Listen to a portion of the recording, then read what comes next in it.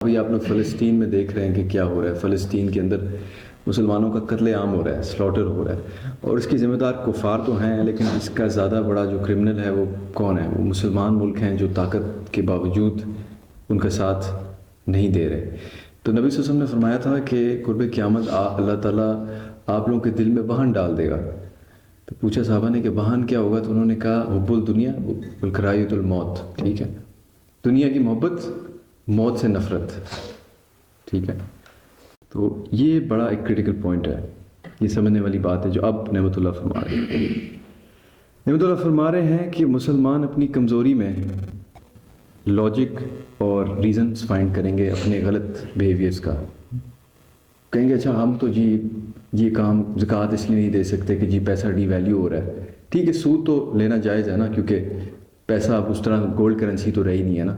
یہ سود تو نہیں ہے, یہ تو اس کرنسی ویلیو ریٹین کر رہی ہے. شادی پہ چلو ڈانس تو بنتا ہے نا یار, میں امی کا ایک ہی بیٹا ہوں, میں نے ڈانس نہیں کیا شادی پہ تو امی ناراض ہو جائیں گی. آپ سمجھ رہے ہیں نا, گرل فرینڈ کو ملنے کے لیے ہم امی کو ناراض کر سکتے ہیں, لیکن نماز پڑھنے کے لیے یا ہم قرآن کی بات کرنے کے لیے امی کو ناراض نہیں کر سکتے. تو پھر آپ سمجھیں پیچھے کیا ہے, پیچھے لاجک اور ریزن اور ریشنل ہے نا. شیطان نے اللہ کو یہ نہیں کہا تھا کہ اللہ میں انسان کا دشمن بن جاؤں گا, نہیں, اس نے کہا تھا کہ میں اس سے بہتر ہوں, میں آدم سے بہتر ہوں. آپ نے اس کو پانی سے بنایا, آپ نے اس کو مٹی سے بنایا, آپ نے مجھے آگ سے بنایا. اس نے انفر کیا, اس نے ریشنلائز کیا, اس نے لاجک دی, اس نے فلسفہ اپلائی کیا. یعنی لاز آف نیچر کے خلاف جانا یہ بھی تکبر ہے نا. تو سائنس کا جو تصور ہے اسلام میں, اس میں اور اسلام میں کوئی فرق ہی نہیں ہے. ہم تو سائنس کو مانتے ہیں کیونکہ وہ لاز آف نیچر ہی ہیں. آئنسٹائن جو تھا وہ یہودی تھا, جو آئنسٹائن تھا, اور کافی جو یہ سائنسدان آئے ہیں یہ جو تھے اللہ پر یقین کرتے تھے, اس لیے انہوں نے نیچرل لاز کو بڑا ڈیپلی اسٹڈی کیا اور انہوں نے پھر پوری دنیا چینج کی. تو اس میں آتا ہے جو نیکسٹ پوائنٹ ہے کہ لوگ بھول جائیں گے حلال کیا ہے اور حرام کیا ہے. ظاہر ہے بھول جائیں گے. ایک حدیث میں آپ کو بتاتا ہوں. حدیث میں آتا ہے کہ وراثت کی تقسیم پہ لڑائیاں شروع ہو جائیں گی. فیمنسٹ کہیں گے کہ جی مرد اور عورت ایکول ہیں. ٹھیک ہے, تو اس پہ ایک مفتی صاحب سے میں نے پوچھا تو مفتی صاحب فرما رہے تھے کہ ایکچولی عورت کو اللہ نے پریفرنس دی ہے وراثت کے معاملے میں. اس کا ریزن یہ ہے کہ عورت کو 1/4 مل رہا ہے اور لڑکے کو 2/4 مل رہا ہے, ہاف مل رہا ہے. تو جو لڑکا ہے وہ اپنی بہن کے لیے بھی ذمہ دار ہے, اپنی ماں کے لیے بھی ذمہ دار ہے, اپنی بیوی اور بچوں کے لیے بھی ذمہ دار ہے. ویراز لڑکی کس کے لیے ذمہ دار ہے؟ اپنے لیے. تو اگر آپ 50% کو ڈیوائڈ کریں, فرض کریں امی ابو بہن اور بچوں کے ساتھ, تو وہ 1/6 ہو گیا. تو 50,000 میں سے آپ 6 حصے کر لیں تو آپ 7,500-8,000 روپے کا حصہ بنتا ہے. تو بندے کے پیچھے اپنے لیے کتنا رہتا ہے؟ 7,000-8,000. اور عورت کے پاس کتنا رہتا ہے؟ 25,000, کیونکہ اس کی پرائورٹیز ڈفرینٹ ہے, اس کی رسپانسبلٹیز ڈفرینٹ ہے. تو اللہ تعالیٰ کی جو تقسیم ہے نا, اس کے بارے میں لوگوں کو علم ہی نہیں ہوگا. آرگیومنٹیشنز کریں گے, اور یہ جس طرح آپ ازمز جو ہے نا, دے آر فلاسفی. جس چیز کے ساتھ بھی ازم لگا ہے نا, پولیٹسزم, ٹھیک ہے, یہ بیسکلی اٹ مینس کہ it has a under line philosophy جس کی بیسس پر یہ موومنٹ کریٹ ہو رہی ہے. یہ چیزیں ہمیں کیوں پتہ ہونی چاہیے؟ تاکہ ہم اس کو کاؤنٹر کر سکیں. اپنے ذہن میں تو کاؤنٹر کر سکیں نا. یہ ذہن یہ جو کا مائنڈ ہے نا, کہتے ہیں نا ہر ایک انسان کے اندر ایک کائنات موجود ہے. ایک کائنات باہر ہے, ایک کائنات موجود ہے. ہم کیا کرتے ہیں, اس کائنات کو مسترد کر کے, اس کو باہر کر کے کہتے ہیں اس کو دیکھ یار وہ کیا کر رہا ہے. یار بھائی تجھے وہ اس طرح نظر آ رہا ہے تو تو اپنے آپ کو بھی تو دیکھ, ہو سکتا ہے تیرے میں غلطی ہو. یہ بھی ریشنلزم منع نہیں ہے دین میں, ہائپر ریشنلزم منع ہے کہ آپ دلیل بال کا بھی خال اکھاڑیں. 60 سال کی زندگی ہے یار, جو اللہ کہہ رہا ہے اس کو مان کے دیکھ لیں, اگر وہ واقعی آپ کو اس کا پھل ملے گا. ٹھیک ہے, تو اس میں ایک اور چیز آ رہی ہے اور یہ بڑی کرٹیکل چیز ہے, اور یہ مسلمانوں میں خاص طور پر ایشو آ رہا ہے. یہ خاص طور پر لیٹ سے پاکستان میں ایشو آ رہا ہے. انہوں نے فرمایا کہ because of kidnappings and rapes women will lose their dignity and respect. میں فیمنزم کی بات کرتا ہوں. فیمنزم آپ میں سے جو بھی مخلوط تعلیمی نظام میں پڑھے ہیں یا یونیورسٹی میں جا رہے ہیں, فیمنزم ایک بہت بڑا ایشو بن گیا ہے. عورتیں بہت زیادہ, یہ بھی حدیث میں آیا تھا کہ مرد ایمیسکولیٹ ہو جائیں گے, مرد عورتوں کی طرح عورتوں کی متشابہت کریں گے, عورتیں ڈومیننٹ ہو جائیں گی. ٹھیک ہے, تو یہ جو ریپ اور کڈنیپنگ ہے نا, ہمارے معاشرے میں یہ اتنی زیادہ کامن ہو گئی ہے آپ اگر نیوز اٹھا کر دیکھیں ڈیلی عورتیں ریپ ہو رہی ہیں, کڈنیپ ہو رہی ہیں, 9 سال کی بچیاں پاکستان میں ریپ ہو رہی ہیں.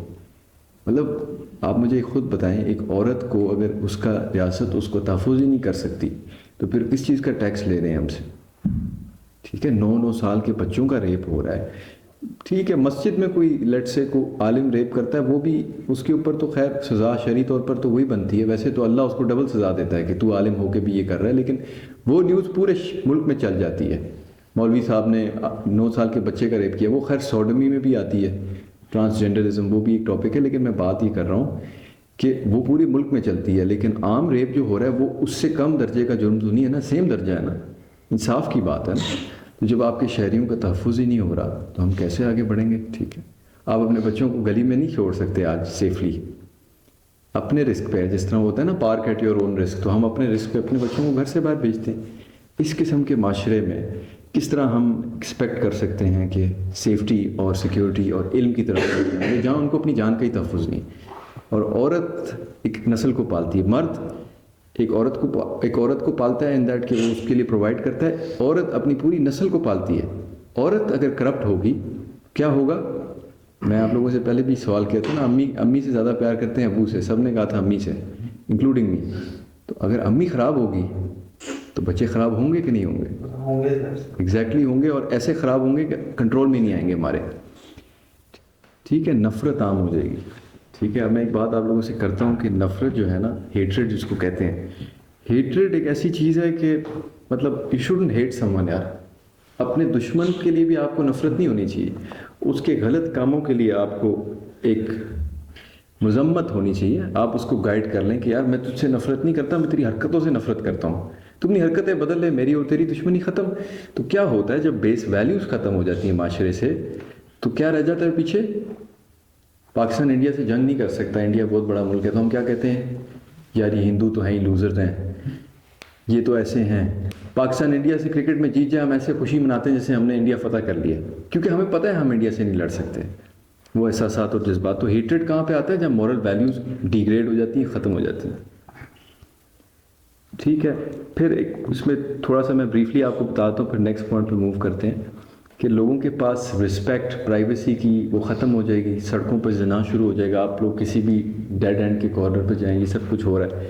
اب یہ بڑی بھاری ہمیں باتیں لگتی ہیں اور لگنی بھی چاہیے کہ یہ اخلاقی طور پہ انسان کی فطرت کے خلاف ہیں, اگینسٹ ہے نا. He does not like all of these things, he can not fathom کہ یہ کیوں ہو رہا ہے معاشرے میں. لیکن اگر وہ اپنے ضمیر کو قتل کر لے, یہ ضمیر ہی ہے نا جو ہمیں علم کی طرف دھکیل رہا ہے, یہ ضمیر ہی ہے نا جو ہمیں فورس کر رہا ہے کہ ہم اس نظام کو بدلیں.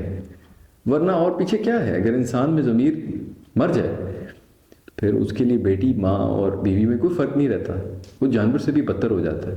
یعنی میرا مطلب یہ ہے کہنے کا, اپنی بیٹی کو بھی نچواتا ہے پھر وہ. تو اس پورے کے پورے سسٹم کو سمجھنے کے لیے نا میں آپ لوگوں کے سامنے کچھ حدیثیں میں نے رکھی ہیں, ان کو میں آپ کو سناتا ہوں تاکہ آپ کو سمجھ آئے کہ ہو کیا رہا ہے اور کیوں ہو رہا ہے. ٹھیک ہے, سب سے پہلی بات تو یہ ہے کہ ہمارے اندر جو ہے نا ہمارا فیملی سسٹم ڈس انٹیگریٹ ہو گیا ہے. ٹھیک ہے, ماں اور باپ کا ایک رول ہوتا ہے بچے کو صرف پیسہ دینے کا نہیں, بچے کی اخلاقی تربیت کرنے کا. ٹھیک ہے, دوسری بات مسجد کا رول معاشرے میں سے ختم ہو گیا. مساجد جو تھی یہ کلچرل سینٹر تھا, وہاں پہ ایکسچینج آف آئیڈیاز ہوتا تھا. ٹھیک ہے, لوگ اپنے بچوں کو لے کر آتے تھے, ان کی لرننگ ہوتی تھی, اچھا ماحول ہوتا تھا. مسجد کو کس نے ریپلیس کیا؟ اسکول یارڈ, بلینگ نے. اسکول یارڈ میں آپ دیکھتے ہیں اچھے ہماری بڑی بڑی پرسنالٹی جو ہیں وہ بلی ہوئی ہیں بڑی سیریسلی, ان کو کٹ شٹ پڑی ہے. پھر اس کے بعد انہوں نے سوچا کہ یار ہم اس نظام کو بدلیں. نظام کو نہیں بدل سکتے, اپنی ذات کو بدلیں, کچھ کامیابی حاصل کریں. وہ کہتے ہیں نا, the best revenge is to improve. اگر آپ کسی دشمن سے انتقام لینا چاہتے ہیں تو اپنے آپ کو بہتر انسان بنائیں, اپنے آپ کو ایک منفرد شخصیت بنائیں. اب ظاہر ہے یہ آسان کام تو نہیں ہے, اپنے آپ کو چینج کرنا دنیا کا مشکل ترین کام ہے. دوسرے کو چینج کرنا یہ ہمارے اختیار میں ہی نہیں ہے. آپ کہہ سکتے ہیں نا, ابو جان امی جان کہہ سکتے ہیں. اچھا, یہ 2-3 حدیثیں ہیں, یہ بڑی انٹرسٹنگ ہیں. ایک تو یہ ہے کہ مساجد کے اندر پاور سٹرگلز ہو جائیں گی, مساجد کے اندر فرقہ وارانہ جنگیں ہو جائیں گی. اس وقت اس کا کوئی تصور نہیں تھا. آج آپ یہ دیکھیں گے ایک کامن چیز ہے. ٹھیک ہے, لارج نمبرز آف ویمن. اچھا, لارج نمبرز آف ویمن کا مطلب یہ نہیں کہ سوسائٹلی لارج نمبرز آف ویمن, اس کا مطلب یہ ہے کہ ویمن ڈومینیٹڈ پاکٹس کریٹ ہو جائیں گی. جس طرح آپ یونیورسٹی میں جاتے ہیں آپ میڈیسن میں جاتے ہیں تو ویمن ڈومیننس کا جو ایک تصور ہے نا، یہ فیمنزم اس کو پریڈکٹ کیا تھا. اور اس سے ہوتا کیا ہے، ایک حدیث آتی ہے اس میں یہ ہے کہ جب جنگ جمل ہوئی نا، جس میں حضرت عائشہ رضی اللہ عنہ نے لشکر لیڈ کیا، تو ایک صحابی تھے، انہوں نے بڑی انٹرسٹنگ بات کی. انہوں نے کہا میں نے نبی صلی اللہ علیہ وسلم سے سنا تھا کہ جو قوم اپنے سربراہ کسی عورت کو بنائے گی وہ کامیاب نہیں ہوگی. ٹھیک ہے، آج آپ یہ حدیث سنائیں نا یونیورسٹی سرکل میں، یہ آپ نہیں سنا سکتے. ٹھیک ہے، آپ لوگوں کو پتہ ہے یہ بات کہ عورت میں ایک انڈیسائسونیس پائی جاتی ہے کمپیئر ٹو مین. لیکن بہرحال اسٹل پاکستان ان ملکوں میں سے ہے جہاں پہ فیمیل پرائم منسٹر رہ چکی ہے. بہت سے ویسٹ کے ملک جو دعوے دار ہیں کہ ہم ایک مکمل نظام لے کر آئے ہیں، وہ لوگ جو ہیں وہ ایکچولی نہیں کر پائے. یہ فیمیل پرائم منسٹر کافی ویسٹرن کنٹریز میں بھی نہیں رہی.